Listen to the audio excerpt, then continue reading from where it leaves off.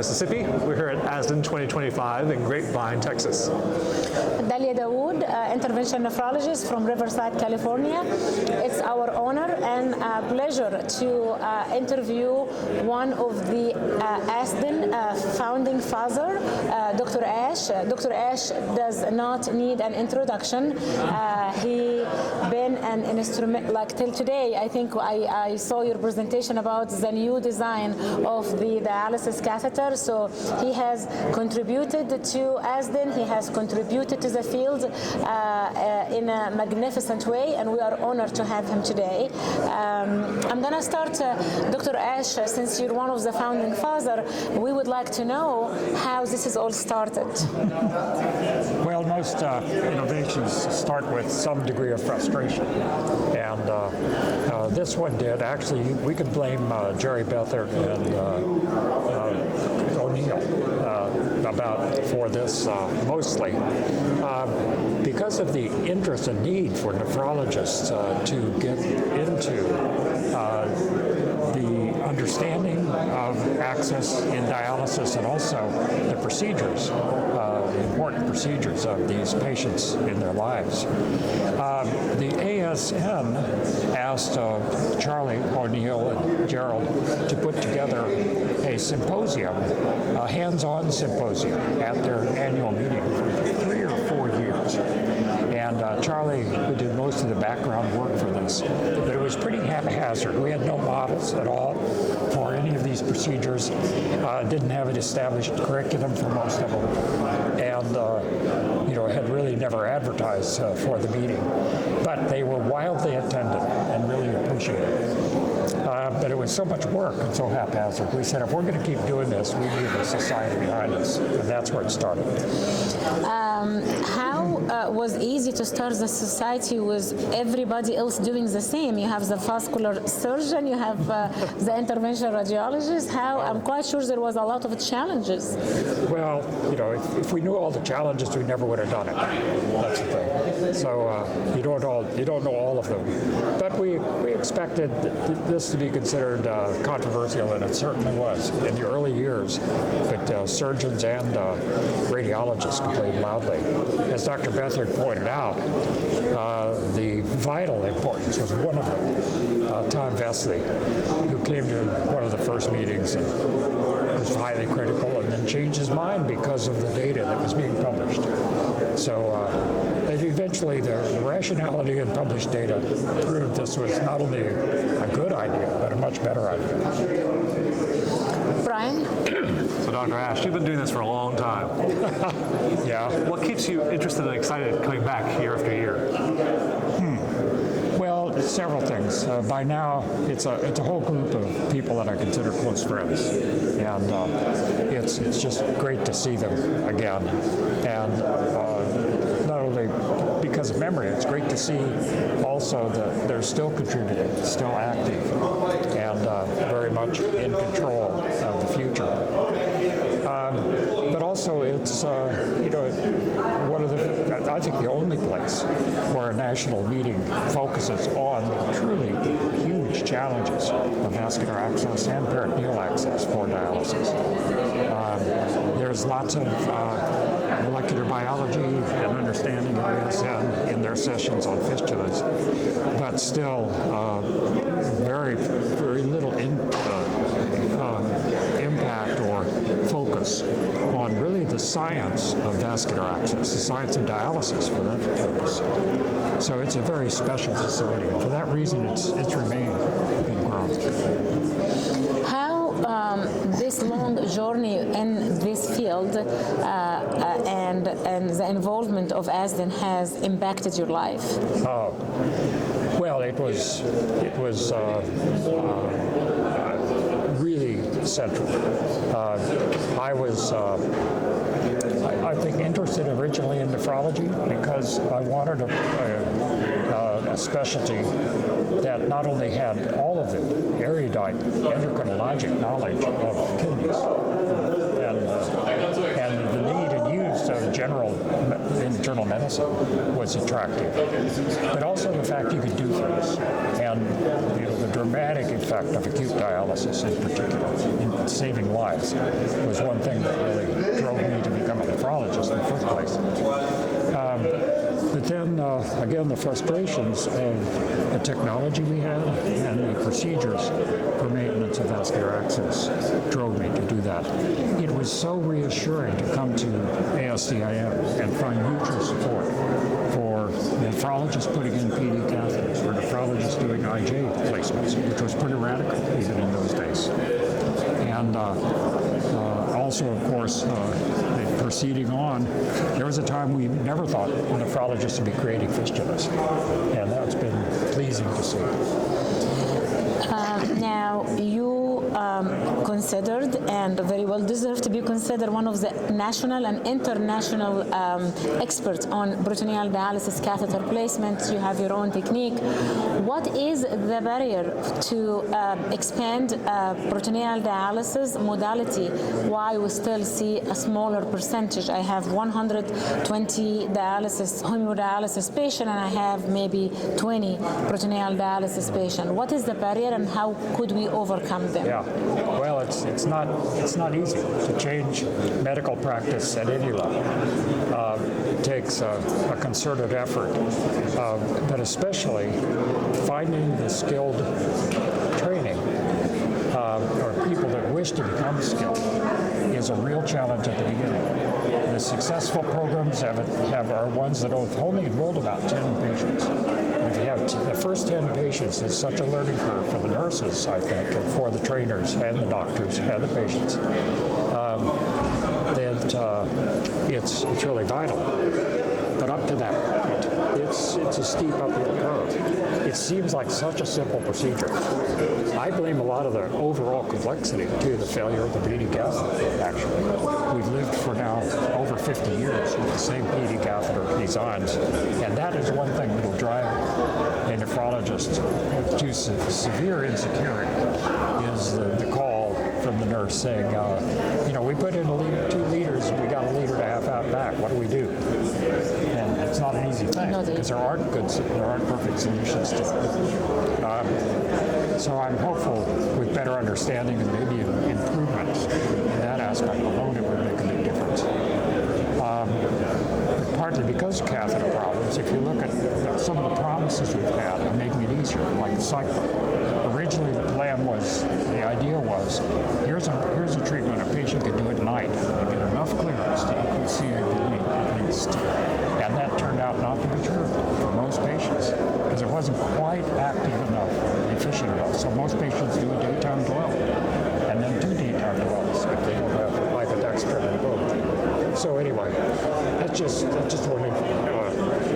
another wrinkle. I would imagine hemodialysis would be equally frustrating and difficult if, in fact, we had as many outflow failures with dialysis catheters as we have every night with flow alarms in cyclopenia. Okay, Brian? So we just passed our 20th anniversary. It's our 21st one. And I asked Dr. Betheridge, I said, what would you like to see at our 40th anniversary? And he said he'd like to come speak. So what would you like to see at our 40th anniversary? Yeah. I think George Burns was complimented once on looking good, and it's good to see you here. And he said, at my age, I'm glad to be anywhere. So yes, that's one for sure. I want to come to hear Gerald speak. That's one thing. But I think there are still major challenges for the society. Quite frankly, I think that we really ought to not avoid talks and focus in engineering science regarding possible hardware improvements, basically in everything we do. As you can see from this meeting, some of the speakers were just begging for something new in this particular area of access. So there's evolving ideas. We certainly have a much better understanding of the proper use of things like the endovascular fistulas and also surgical procedures as well. So I'd like like to continue to see nephrologists have access to both endovascular and surgical, straight surgical approach. And also, I'd like to see at least a session, maybe even a half-day meeting on that would be an outlet for engineers and scientists and physicians for new approaches. Yes, for new designs. And bringing that some science. SIO, for example, the Artificial Organ Society, still has a renal section. We try to focus on the complicated science that can result in improvements in both diagnosis and therapy of that. But it struggles. And I think we could cooperate with that society in particular. Definitely.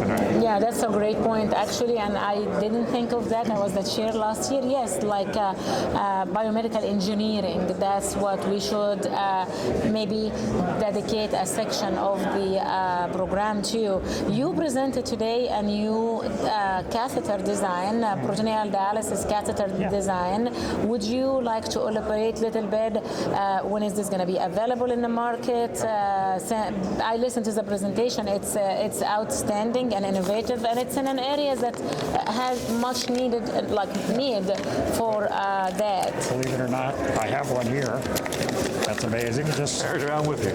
I did study with Dr. Kolf, and he always had gizmos and trinkets in his pocket. So there is one. Yeah, so we would like this to be closer to the camera, and maybe we can little bit, our producer can get closer to us. So It's a long course to get here. It's okay. First of all, this is my third iteration of basically the same idea. Yeah, okay. Two previous. So that's your design, Dr. Ash. That's right. Yeah. Oh, So I mean, I this just time feel, I learned from everywhere I was, things I considered were mistakes in the design, and ways to make it better. Have you presented this anywhere else besides ASDIN? Today, this is the So first we just want to say this is our breakthrough on ASDIN TV. We are the first to hold the new catheters that Dr. Ash invented. And would you like to share with our audience around the globe the new device? Well, this is a catheter that, at least by all of the testing you can do in a laboratory, will have 5 times as much outflow rate, 5 times as fast, and more thorough. So talk to us about the design. What's the difference between that design and the regular PD catheter? This catheter has, you can't see it from the distance, has 4 grooves, the whole length, 1 millimeter wide. And at the bottom of those, there's zillions of little tiny holes. You can see those little tiny specks. Each of those is a 0.5 millimeter hole. Oh, I see. So besides the linear configuration, there is several tiny holes. Okay. They're protected from touching. Oh. Okay. And the valves like a 2-stage filter. Because of that, the flow rate is way less going in through, seeping in through all these little crevices. But the outflow rate is huge. Wonderful. So that's why it works, and it'll work better in almost every patient. So wait, there already is an Ash catheter. What's this one called? Yes, there is already Ash catheter. Yeah, I know. I used it up. I thought of naming them after children, but this would be called the channel catheter. Channel catheter. Yeah. But it's literally been in the transition from manual prototypes to actual production prototypes that could be used in a person. That transition has taken about 2.5 years of work and a fair amount of money as well. So when is this going to be available? We're going to first test it actually in the patients I mentioned in part of the presentation, which is actually a cancer therapy called HIPEC. Okay. It's hyperthermic intraperitoneal carcinomatosis or chemotherapy. Yes. And that's an expanding procedure and very effective for peritoneal carcinomatosis. And it requires huge amounts of flow, which is what this is partly made for.